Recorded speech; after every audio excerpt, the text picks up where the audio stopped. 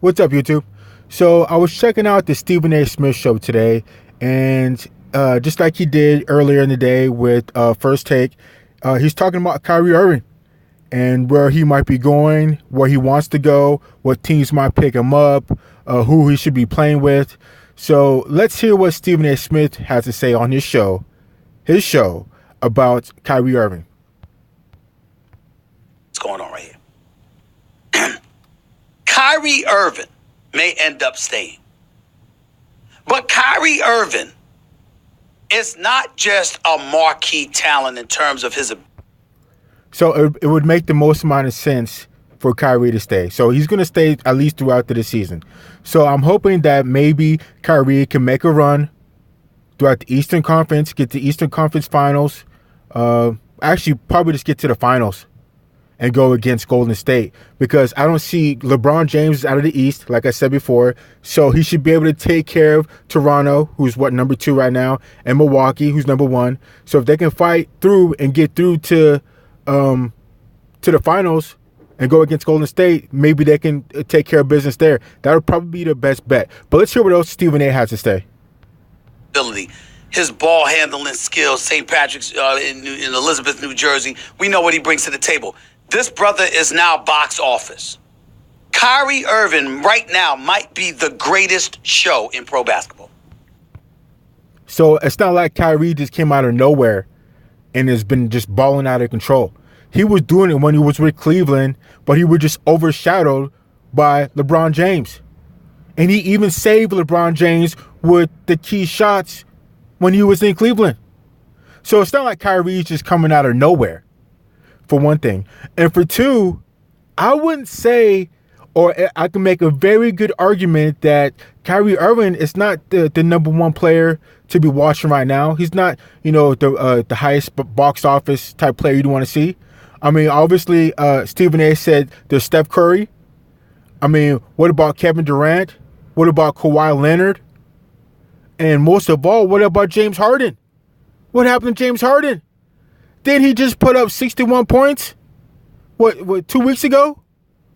So all of a sudden now James Harden just faded away. He's not worried.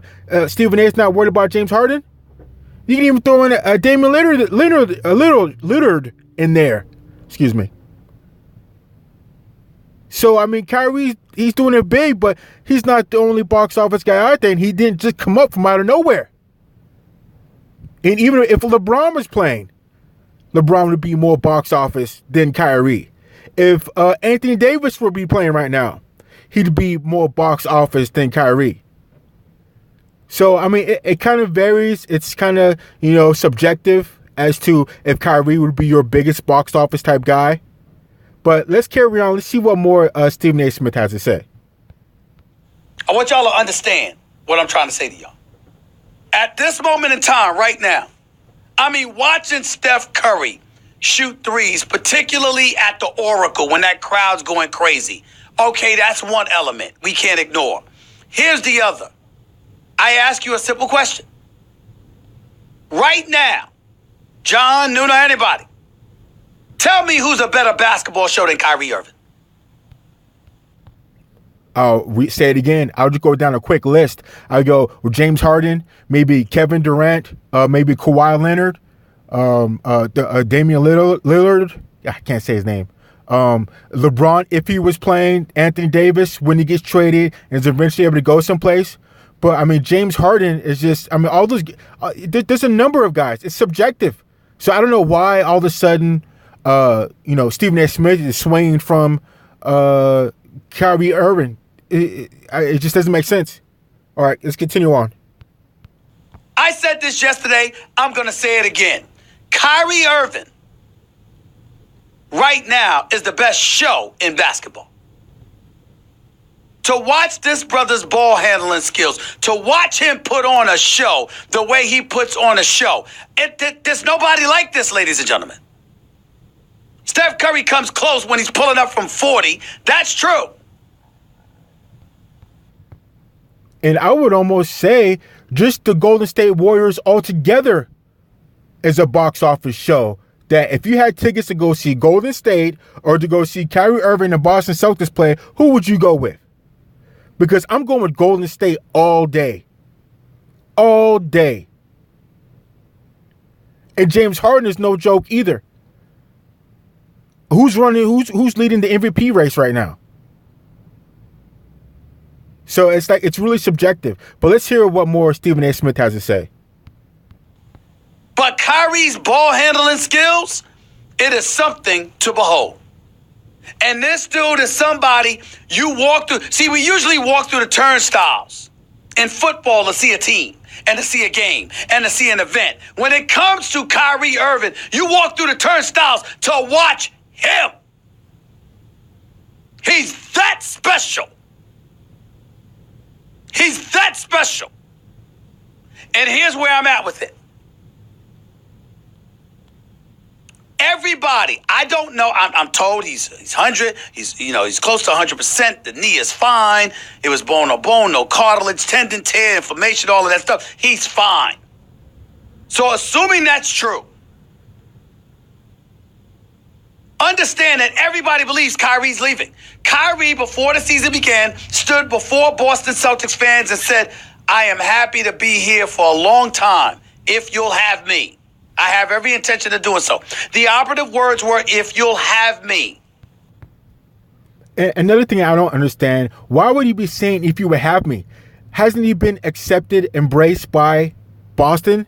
The fans, the culture, the management, everything. I don't know why he would say that, for one thing. And for two, how come Boston doesn't make him feel like he doesn't have to say something like that, "if you'll have me"? I mean, Boston should be locking down Kyrie. He should be locked down. There should be no question if you're going to go anywhere. If you're come July, are we going to be asking you questions if you're going to go anywhere? They should be giving that man the house. Give him what he wants so he doesn't slip away like Anthony Davis might do. But we'll get deeper into that in this conversation. Let's just finish up with what Stephen A. Smith has to say. But because Danny Ainge is a brilliant executive who has shown his muscle and muster, who's constantly looking to make a move, etc., Kyrie isn't interested in being bait for anybody. He wants to be where he wants to be. Ladies and gentlemen, are y'all ready for something that'll make y'all laugh? John, look at me when I'm talking to you. Nuno, can you hear me? JC, can you hear me? Do y'all know that Kyrie Irving doesn't, to my understanding, and if I'm wrong, I need to look at the contract again because I haven't looked at the contract in a while, but I'm pretty sure he does not have a no-trade clause. That the Boston Celtics, if they wanted to, could trade him. Not that they're going to trade him, but that they could. Do you know that he doesn't have a no-trade clause, but Kentavious Caldwell-Pope does? You see, these are the kind of things that irritate people like Kyrie. It irritates me, and I cover the league. I like Kentavious Caldwell-Pope. I think in the right situation, he can prove to be a player, worth as much as Tim Hardaway Jr. is, who's making about $71 million from the Knicks before he got traded to the Mavericks. But Kentavious Caldwell-Pope is no Kyrie Irving. Why the hell does he have a no-trade clause, but Kyrie Irving does? But Kyrie Irving does not. LeBron. The specter of getting LeBron. Rich Paul using his influence to ensure that because he has LeBron.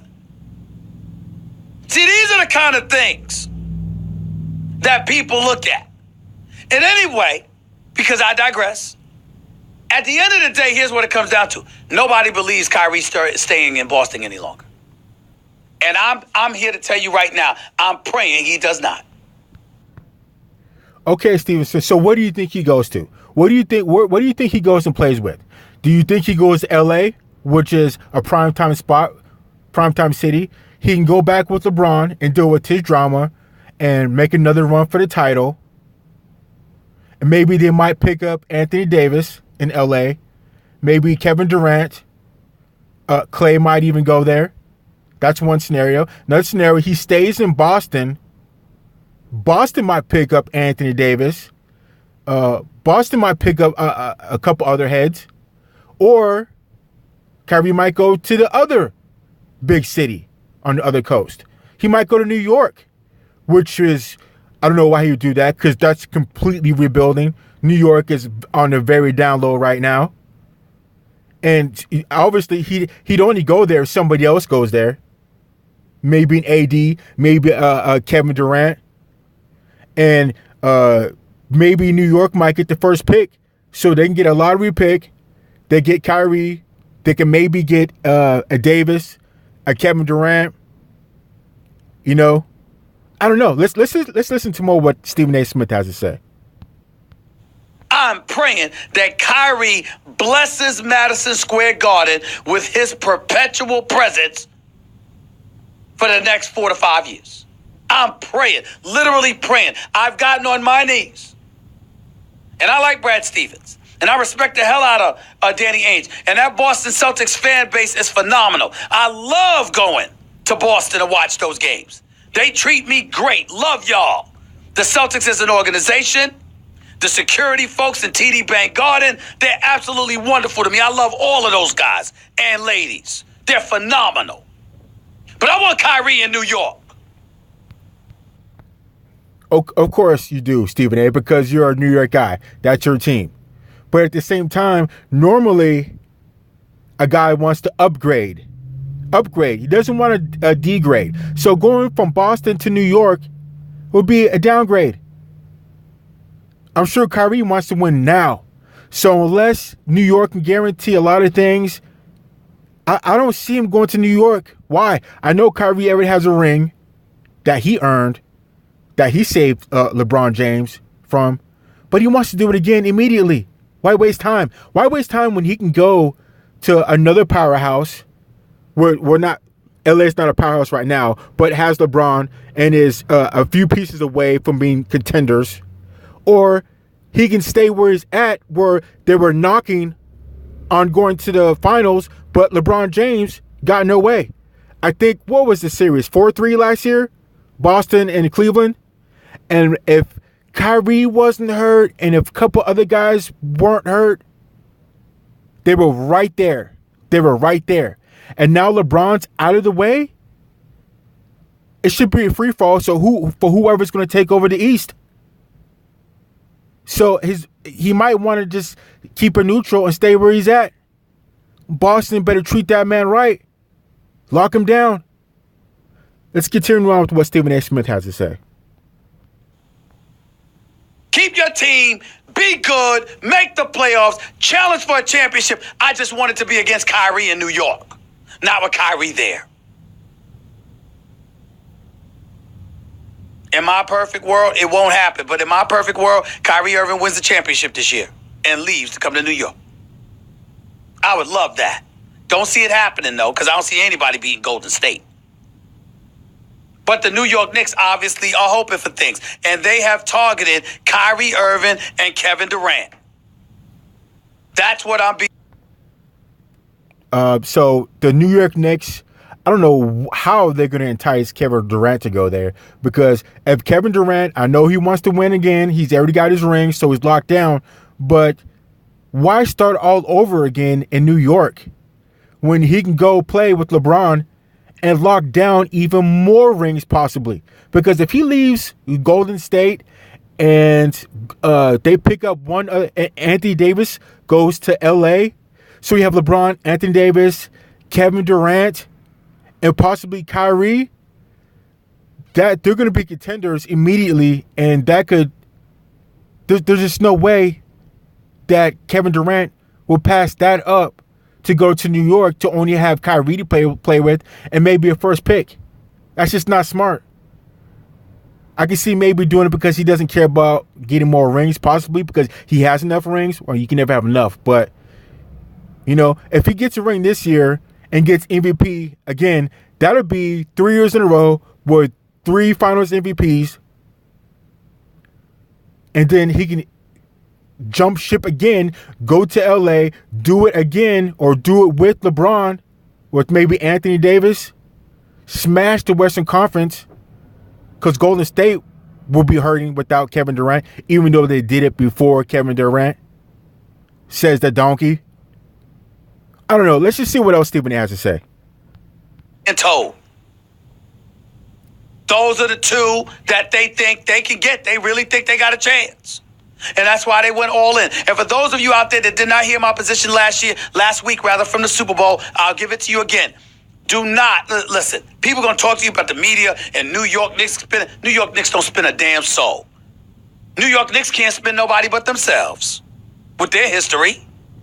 But the truth is the truth. The New York Knicks had to move Porzingis. They had to get rid of this man. Porzingis did not want to be there. He hasn't wanted to be there for a long time. He does not respect the organization. This is not about Steve Mills and Scott Perry because they just got at the helm this season. We know who's been running the Knicks. It was Phil Jackson, who didn't even see Frank Ntilikina before drafting him. Don't get me started on Phil Jackson. Not the coach, the 11-time champion. I'm talking about the executive. Don't get me started on Phil the executive. I mean, as far as I'm concerned, he should be arrested for theft. Handcuffed. James Dolan should file charges against his behind. He should be prosecuted to the full extent of NBA laws with the robbery that he committed. Stealing $60 million. That's exactly what he did.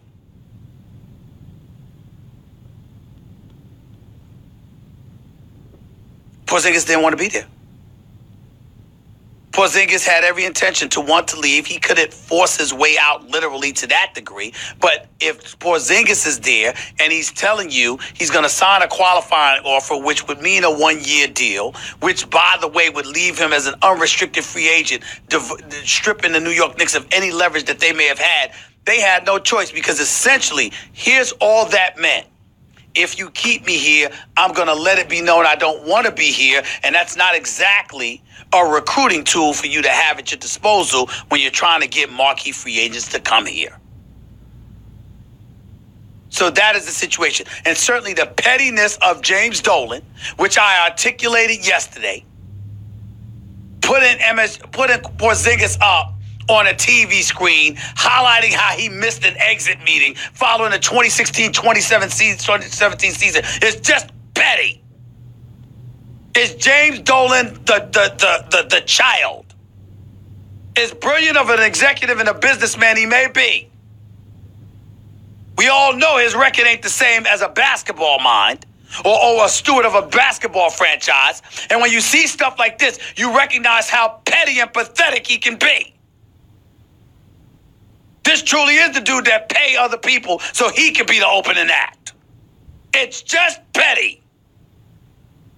And he needs to do better.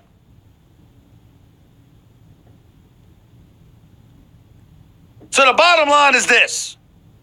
You look at it from that perspective, and what it comes down to is that the New York Knicks are in a situation where they've got cap space for 2 max players. And Kevin Durant and Kyrie Irving would be something special. It would be something special that none of us could disagree, dismiss, or anything like that. But can they pull it off? They already tried Anthony Davis, and the Pelicans wouldn't cave even when they were offering Porzingis. So why the hell would they do that now? New York Knicks can't get Anthony Davis. Not yet. Unless, of course, they get the number 1 overall pick. That would be the key right there. That sets in motion the events to start getting your big-time players, Kyrie, Anthony Davis, Kevin Durant. But that's like a big determining factor right there. But carry on. Who knows what's possible?